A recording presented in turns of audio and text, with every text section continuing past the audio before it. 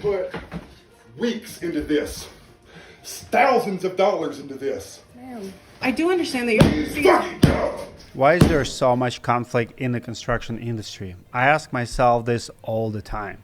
Today, I want to get into these crazy revenge videos. Why are there so many payment disputes in this industry? And how do homeowner and contractor avoid these situations? Because believe me, it's happening more than you think.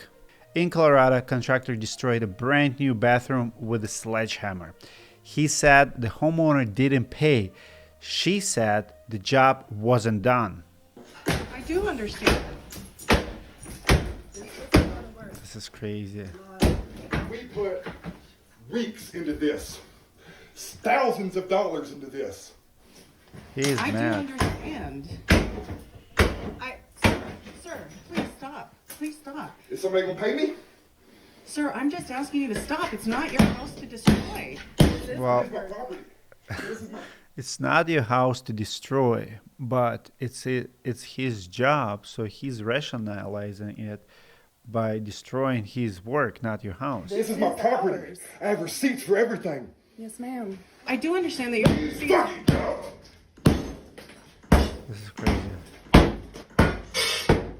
I mean, this is one way to deal with disputes. That's sad. Damn good work. It's taken a lot of work to really smash it down. So, I need to ask you a question because Leanne is telling me that you walked in the house and you're telling me that you were invited in? We came in here to take back our stuff and she said, okay, Okay. That's not taking back your stuff, that's... it is our stuff. This is how we need to take it back because we solidly built the construction. Unfortunately, so it just fall off. I'm more than happy to deal with the police. More than happy. He's out of breath. I wonder if he's gonna sleep well tonight or that night. I mean, you're done. At this point, nothing is salvageable. Oh, he's giving her Let me tell you private. something. No contractor in the state of Colorado will fix that when they found out I took it back because you refused to pay me. No one. If they know. Maybe it's gonna be a GOI project. In Germany, a developer refused to pay a contractor for building luxury apartments. The contractor took revenge by tearing the building apart with an excavator.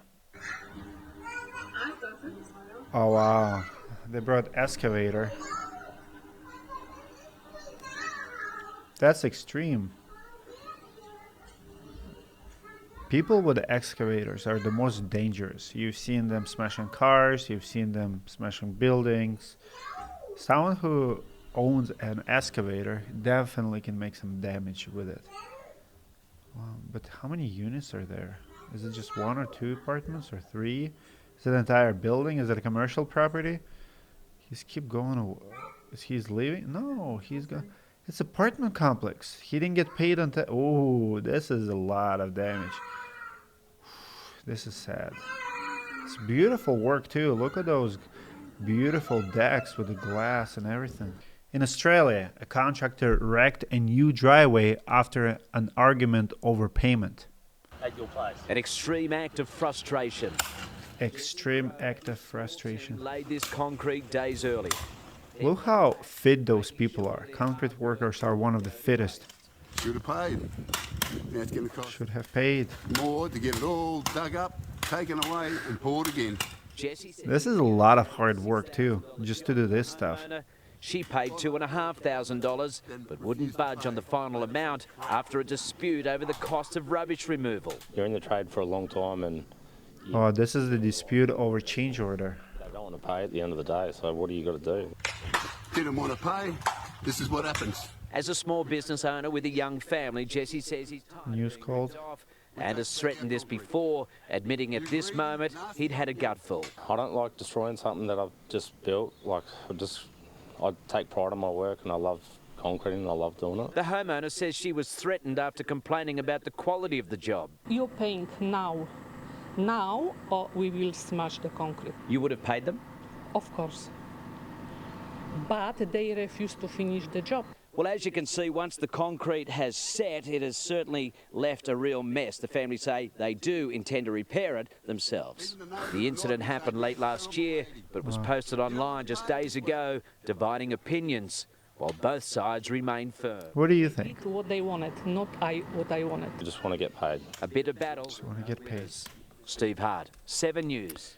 Another sad story. The same thing happened in the UK. A team of builders destroyed an entire patio with sledgehammers. Smash the whole place to bits. Ooh. Smash it all down. Get the sledges quick. Take it all down. Take every bit of it down. Every bit. A rage of a contractor. Every bit of it. Take it out. Fences. Pick the fences up. Smash it to bits. Every single last little bit of it. Smash it all to bits. He's like commanding like a boss.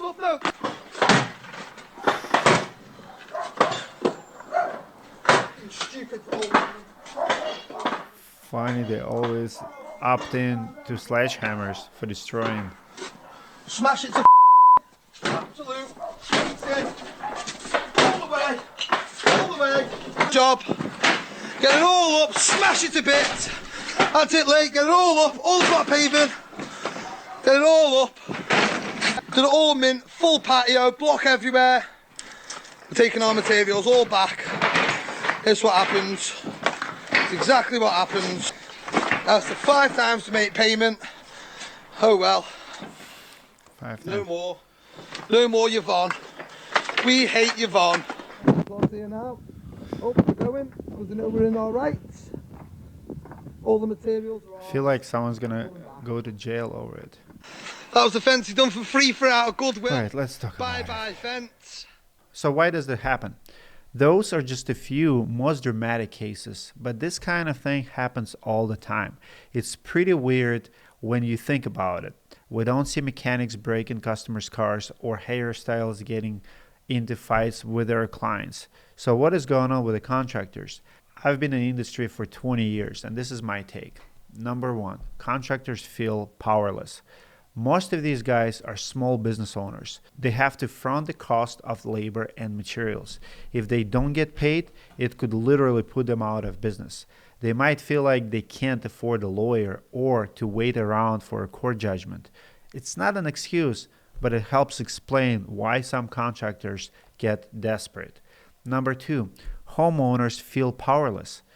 Obviously, this isn't true for everyone, but for a lot of people, hiring a contractor to renovate their kitchen or replace their roof is one of the biggest expenses they will ever have. It's high stakes, and that can make people emotional. If something goes wrong, it can be a trigger.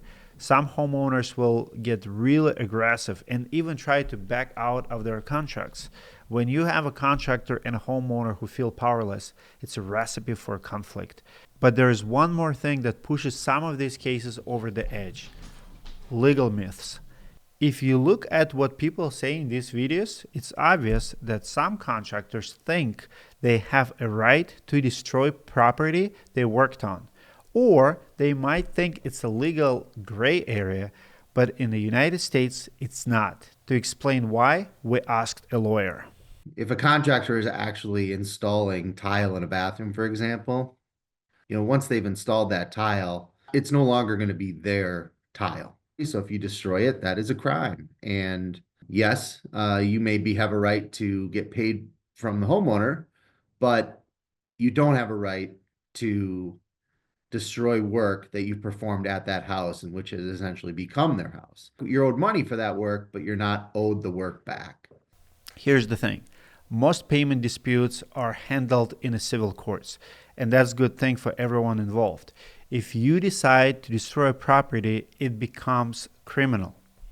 When the police get there, they're taking you to jail. So that's probably the worst thing that can happen. The other thing is you've probably just now sacrificed the payment that you were doing that to get. Now you've given the homeowner the leverage to not pay you for sure, right? You just kind of shot yourself in the foot. So how do you avoid the worst case scenario and still make sure you get paid? For starters, get a contract. Can't stress that enough. The lien rights that you do possess are based in being able to prove that the work took place. I can tell you that most professions out there don't have the law say, oh, by the way, if you don't get paid, you can go to court and attach a lien to their house. That's an extraordinary remedy, and I know it takes time and it takes some money, but it is the ultimate guarantor. The contractor will get paid. Liens can protect you, so can hire a lawyer to send a demand letter. But there's even simpler, cheaper method. Customer care 101 here. Take care of your customer so that they feel like you are working and you're doing a good job and you should be paid, right? The homeowner oftentimes is wrong, and I'm not here to suggest otherwise. But usually some communication skills between the contract and the homeowner are required and ultimately are what resolve these issues. So know your contract, try to understand the other point of view from the other side and what's driving the other side, and then use some conflict resolution skills to get it done, because the homeowner wants to get the work done and you want to get paid, and you're both going to have to be a little dissatisfied in a true dispute situation in order for that to happen. Now, what if the roles are reversed? What if you're the homeowner and your contractor does a terrible job, or worse, destroys your property? First, they need to look at their contract, and hopefully there is one. The homeowner should want a contract as well, and hopefully they've reviewed it. You know, a lot of times the contract states how the second payment, if it's the traditional upfront, you know, pay a certain amount and then pay the rest when it's finished. There could be some punch list items, but I mean, the bottom line is the homeowner's largest weapon in this sort of process is the non-payment, right? I mean, the contractor wants to get paid, and if the homeowner is saying, look, I paid you to do X, Y, and Z, and you've only done X, I'm not paying you until Y and Z are done. Or, you know, Z wasn't done properly, and here's why I think that, and I'm not paying you until that's done. Withholding payment is one option. If it gets really serious, you can take them to court. But there's something you can do before things that go that far, and it's 100% free. Hire a contractor through Directory.com. Directory is a trusted third party that takes every step of the process. They pre-vet all the contractors for you. If something goes wrong, they will mediate between you and the contractor to get the job finished the right way. On top of that, every job automatically gets $20,000 protection. So if a contractor goes out of business or runs away, Directory has your back. Next time you renovate it, give it a try. If you have any questions about Directory.com and how it works, comment below. I will answer them lower. Avoiding conflict comes down to one thing: protect yourself. Contractors, get everything in writing and go through the right channels if you don't get paid. Homeowners, choose your contractor wisely and know your rights. Have you ever had a nightmare contractor experience? Or maybe you're a contractor who got screwed over? Drop your story in the comments, and don't forget to subscribe for Roofing Insights not to miss another video. And I'll see you in the next one.